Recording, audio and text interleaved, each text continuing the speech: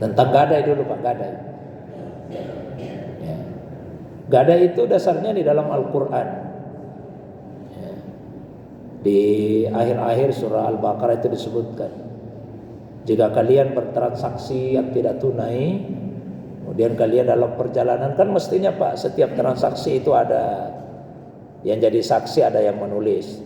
Tapi kalau misalnya tidak ada ditemukan saksi, tidak ada yang menulis, karena dalam perjalanan ini maka disebut farihanun makbudah, ada barang yang dijaminkan. Meskipun konteks saya itu dalam perjalanan, ini berlaku umum. Artinya yang namanya gadai itu dibolehkan di dalam agama. Ya, hukum asalnya boleh Pak, menggadaikan barang. Ya, hukum asalnya boleh. Apa fungsi barang gadaian itu? Sebagai jaminan bagi orang yang memberikan utang. Harus hati-hati Pak ya. Saya tidak katakan pinjaman, utang, yang memberikan utang. Karena sebetulnya utang dengan pinjaman itu beda. Cuma kita bahasa Indonesia kan sama saja. Lalu apa bedanya pinjaman sama utang? Kalau pinjaman Pak dikembalikan sesuai dengan yang dipinjam. Pinjam Kak dulu motor tak? Itu bukan berutang itu Pak, meminjam itu. Nanti yang dikembalikan motor yang dipinjam juga. Ya Pak ya. Tapi kalau utang yang dikembalikan bukan itu, yang senilai. Misalnya uang Pak, kita berutang uang 1 juta. Apakah uang itu yang dikembalikan lagi? Kan bukan. Yang dikembalikan uang yang berbeda, tapi nilainya sama-sama 1 juta. Cuma kita orang Indonesia pokoknya utang pinjam sama saja, beda. Nanti ada konsekuensi hukumnya itu yang berbeda Pak. Ada konsekuensi hukum yang berbeda. Kenapa saya bedakan? Kalau misalnya pinjam boleh dilebihkan, kalau utang tidak boleh. Tapi saya pinjam motor, saya pakai itu motor Pak, kuisikan bensin deh. Nah itu melebihkan Pak. Ya, artinya ada yang kita kasih, bukan hanya motor dikembalikan, diisi bensin. Tapi kalau utang, saya misalnya kasihkan dulu 1 juta, kita bilang kasih, tapi biasanya mau berutang ini Pak, bisa tapi kembali 1.100.000, wah itu tidak boleh. Ya, jadi saya menggunakan istilah utang Pak supaya jelas. Jadi fungsi barang gadaian atau jaminan itu memberikan keyakinan kepada yang memberi utang bahwa apabila sudah jatuh tempo pembayaran, lalu kemudian orang yang berutang itu tidak bisa untuk membayar utangnya, ada barang jaminan. Barang jaminan itu nanti bisa dijual. Itu fungsinya Pak. Jadi hukum asalnya boleh. Kapan menjadi terlarang? Dilarang 1, memanfaatkan barang jaminan itu. Ya, orang yang berutang Pak tidak boleh memanfaatkan barang jaminan itu, karena bukan miliknya. Itu milik dari orang yang memberikan utang. Contoh, Bapak punya tanah ini Pak ya, Bapak punya tanah. Atau saya saja Pak, mohon maaf, saya punya tanah. Terus mohon maaf, Bapak misalnya butuh uang, datang ke saya. Saya yang butuh uang ya, saya punya tanah. Saya punya tanah, saya datang ke Bapak, Pak, saya butuh uang ini.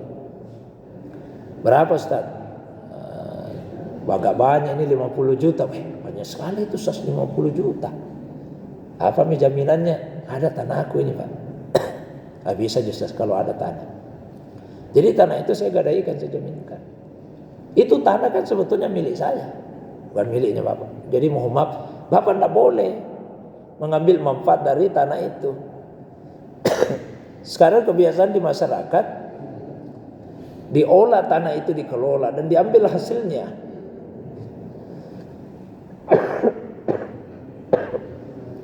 Sampai utangnya dibayar. Begitu Pak ya. Ini tidak boleh dalam agama Pak.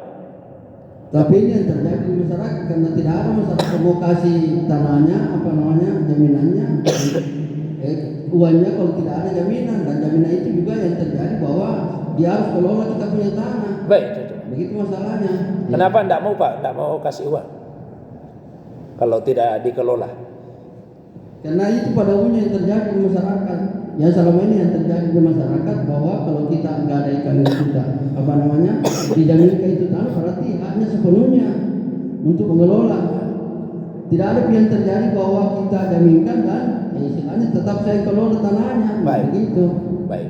Kenapa saya tanya Pak seperti ini? Kenapa? Karena sebetulnya niat awalnya salah. Jadi di dalam agama itu masing-masing ada salurannya. Kadang-kadang salah memakai saluran. Saya jelaskan begini, maksud saya ya Pak. Kalau niat kita itu semata-mata ingin dapat pahala, cuma pahala saja ini Pak yang diinginkan. Apa saluran yang disiapkan dalam agama? Sedekah. Jadi orang bersedekah itu tidak mau uangnya kembali, karena yang diharapkan cuma pahala. Tadi waktu kota amal itu lewat Pak, lewat jalan itu di depan kita itu kota amal. Terus ada yang masukkan uang, ada tidak niatnya uangnya kembali Pak? Ada yang berniat uangnya kembali? Kan tidak ada, karena niat kita cuma pahala. Dikasihlah saluran namanya sedekah. Kalau kita ingin uang kembali, tetap juga dapat pahala. Agama siapkan lagi salurannya. Salurannya apa? Melalui utang piutang. Jadi orang berutang itu tentu harus dia kembalikan. Karena orang yang memberikan piutang bukan cuma mau dapat pahala, dia juga mau uangnya kembali. Tapi ingat, jangan menjadikan utang piutang sebagai sarana untuk dapat keuntungan. Salah saluran itu. Ya. Bapak misalnya butuh uang 50 juta, datang ke saya.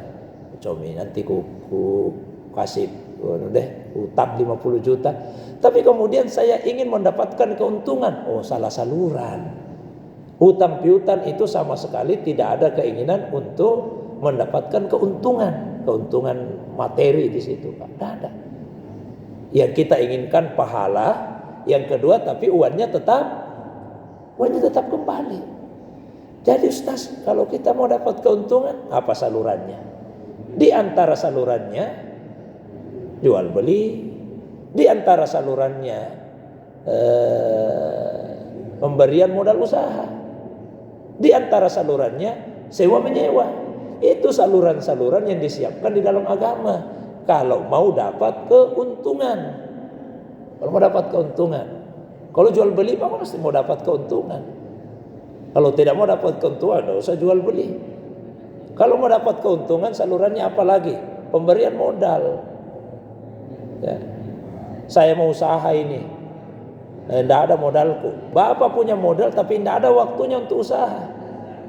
Kita ketemu Pak. Mana kabar Ustaz? Ini saya lagi cari-cari modal ini, mau sekali ke usaha tapi tidak ada modal. Coba Ustaz, saya justru ini ada modalku, tidak ada waktuku. Bagaimana kalau ku modali? Kita kerjasama. Modalnya dari Bapak, saya yang usaha.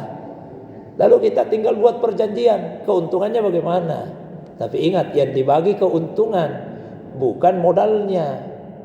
Bukan ditentukan dari modal. Begini Ustaz, ku kasih ke modal usaha 100 juta. Tapi tiap bulan kasih ke 1 juta, 1 juta, 1 juta. Ya tidak boleh begitu. Yang dibagi keuntungan.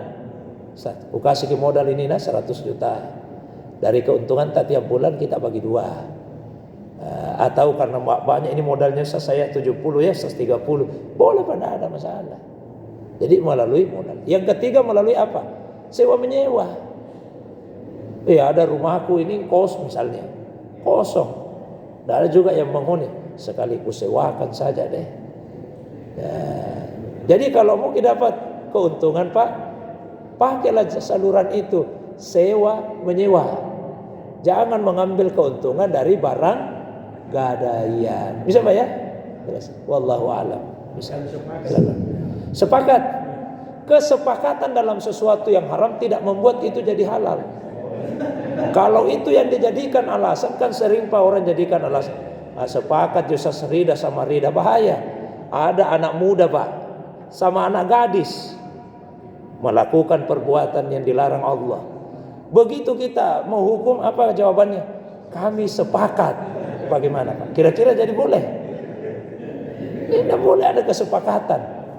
Yang namanya kalau haram mau disepakati, jangan mengatakan rida sama rida Ustaz. Nanti anak muda ini sama anak gadis, kami rida sama rida. Apa jadi halal juga Pak?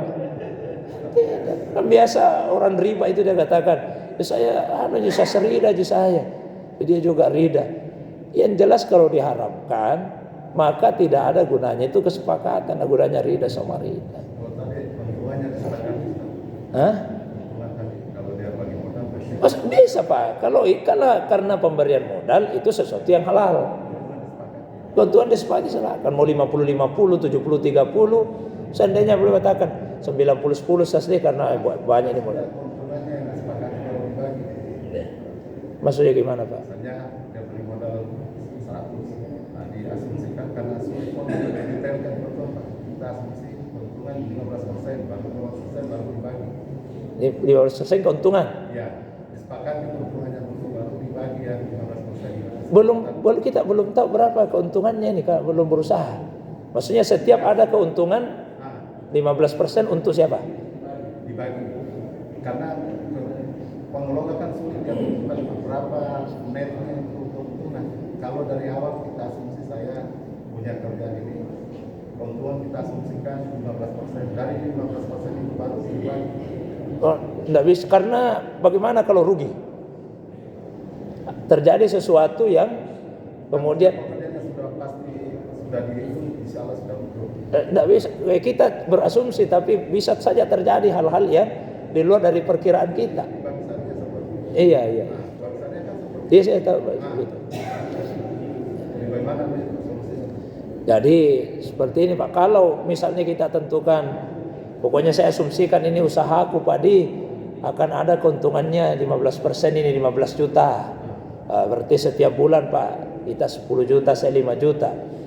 Kalau tiba-tiba iya. Di akhir kerja baru dia bagi proyek, bukan. Iya boleh. Tapi misalnya rugi, ini gimana kalau rugi? Ya disepakati juga itu kan ada laporannya. Yang jelas untung rugi mesti ditanggung sama-sama. Ya itu Pak, intinya. Keuntungannya disepakati dulu. Iya, kalau keuntungannya sekian, pembagiannya sekian, bisa. Tapi ditentukan keuntungan dari awal supaya di akhirnya itu tidak ada hilaf lagi. Pasti 15%. Ya, pastikan bahwa Mestinya enggak bisa kita pastikan berapa ini keuntungannya. Kalau hanya asumsi saja, kalau terjadi misalnya tiba-tiba rugi kan, enggak bisa Pak. jadi solusinya seperti apa? Kalau kita buat alternatif bisa. Kalau keuntungannya sekian, baginya sekian. Tapi kalau rugi, kita sama-sama juga.